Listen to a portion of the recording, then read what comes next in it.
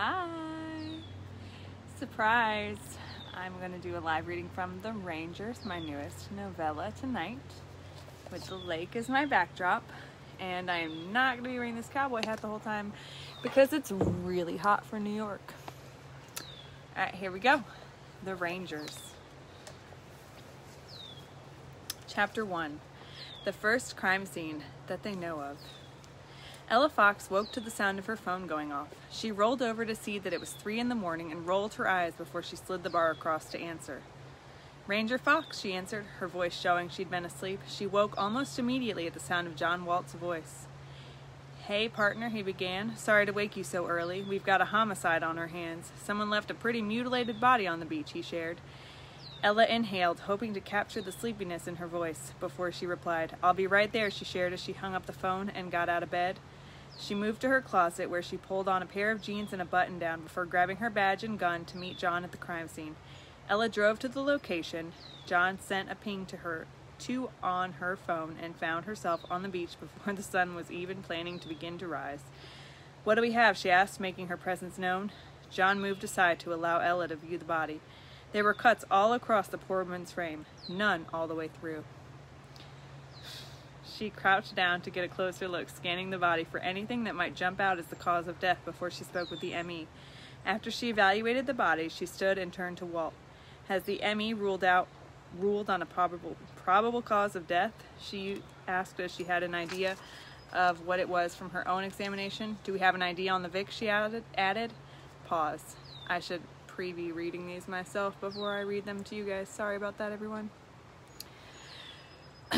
John passed Ella the Vic's license. Her name was Amelia Baxter, and the M.E. hasn't ruled on a cause of death yet. Any ideas, he asked, well aware of his partner's ability to pinpoint small details of a case without anyone's help. Ella nodded as she crouched back down beside the body and pointed at 2 small puncture wounds on the neck. "I think the killer did all this slicing and dicing to distract us from the real cause of death, which was a bite from a venomous snake. I'm not sure which type of snake the killer used," she explained. John sank down to meet her at her level. "What makes you so sure the snake venom was the cause of death and not blood loss from any of these other cuts on her body?" Ella pointed to the plant left at the scene. "That's oh my gosh, I never figured out how to pronounce this word, Sansevieria plant, known as the snake plant to most. I think the killer left that as their calling card. Everything about this crime scene is meant to be a distraction except for the plant and these 2 bite marks, but I'm willing to wait until the M.E.'s report confirms my findings," she added, causing John to look down to hide his smirk. His first attraction to her came from her uncanny ability to identify a cause of death without any aid from anyone, and this crime scene was no different. "I'll share your thoughts with the M.E., he responded, attempting to hide the pride he felt from her work at the crime scene. Ella nodded as she stood back up and began writing notes in her notepad. Walt knew she was taking those notes to compare with unsolved crime scenes because not many rangers would have pinpointed the snake connection in the death of Miss Amelia Baxter. The key was going to be finding out why someone wanted Miss Baxter dead and what her connection to other possible victims might be. That's where John came in. He took off his cowboy hat as he stepped over to speak to the M.E. on their case, Chloe Santos. "Any thoughts, Santos?" Walt asked as he flipped to a blank page in his notebook. Chloe brushed her hair out of her face before she replied. "Initially, I thought the cause of death was blood loss from the multiple cuts across the body." Ella moved to join them as Chloe explained her thoughts. Chloe continued. "After further examination, though, I found 2 bite marks on the neck, and that leads me to believe that the true cause of death came from a venom of some sort," she shared. John nodded. "That aligns with Ranger Fox's findings," he agreed before adding, "However, she narrowed the cause of death to some..." That's like a bird. "Some kind of snake venom because of the plant found at the scene. He pointed at the... Oh my gosh. Sansevieria. Catching a prideful smile from Ella. Chloe attempted to hide her huff as she surveyed the scene and, in the end, agreed with Ella's findings. "I'll run a talk screen on the Vic to see what kind of snake was used to poison this poor woman," she shared, conceding to Ella's superiority. "Looks like we've uncovered everything we can for the time being," Walt announced. "Everyone should go get a little bit more sleep before we meet at the station tomorrow to look deeper into the case." Ella smiled as she pretended to say goodbye to her team members, but instead she went back to the station to start looking for previously unsolved homicides where a plant was left at the scene. I'm going to read chapter 2 even though I'm really messing up chapter 1. Chapter 2, Finding a Pattern. Ella worked through the early morning hours, pulling files from every unsolved case from the last 5 years until she found 4 other cases to add to the one she'd been called to that morning. She stood to get a cup of coffee as she saw the rest of her team start to file into the station to join her. Walt made his way to Ella once he arrived, finding her at the coffee pot. "You worked through the rest of the morning, didn't you?" he asked, already knowing the answer to his question. She feigned a fake smile as she nodded, adding sugar to her coffee. "You know me so well," she responded. "I couldn't go home and sleep when I had this nagging feeling that there were unsolved crimes out there where the plant was left at the scene," she shared. "What did you discover?" he inquired, already aware that she'd linked a few murders to the one they'd worked on the beach early that morning.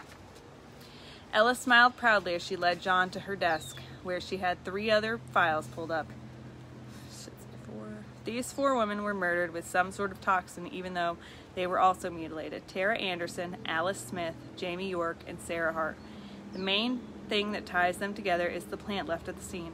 "We need to call in a profiler who can figure out what our killer feeds off of," she shared. "Who would you recommend?"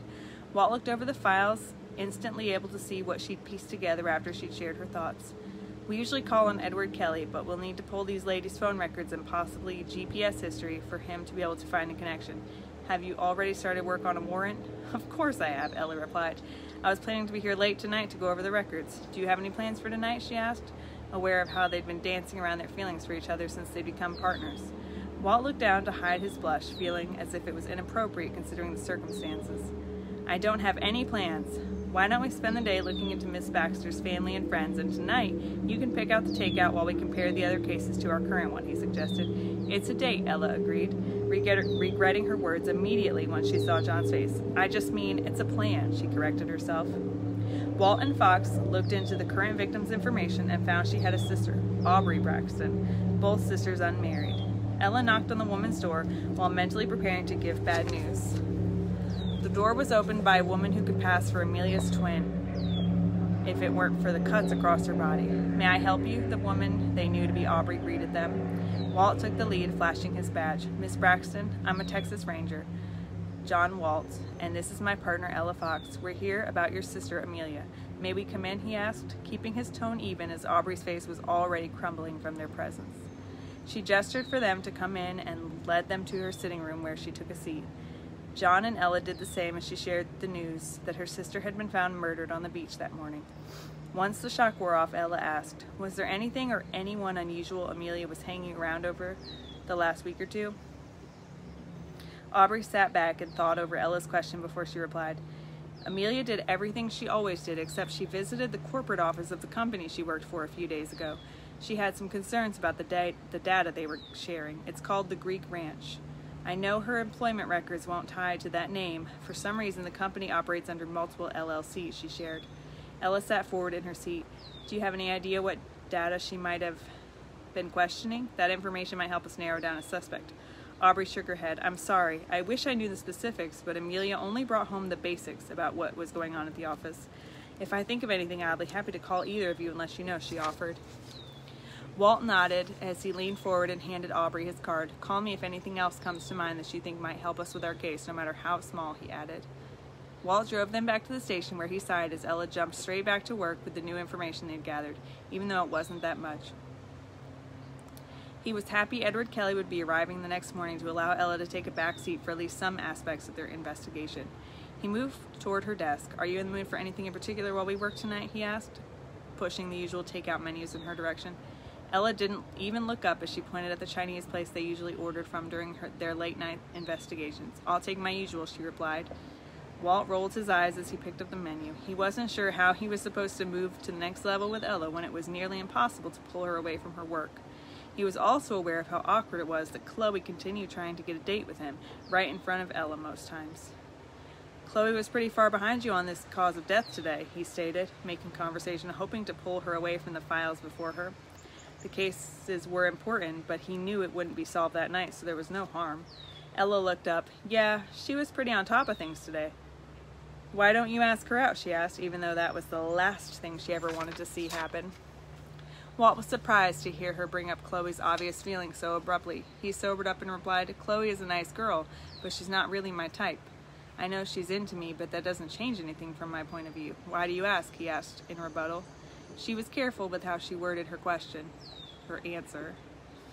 I just wanted to make sure you're aware of how your pursuit of me will affect the rest of the team. She really likes you, she added before diving back into the files on her desk. And that's the end of chapter 2. So, you'll have to go read it on Amazon to get the rest of the story. That is chapters 1 and 2 of The Rangers. And I hope you enjoyed it, and I'll talk to you next time. Good night.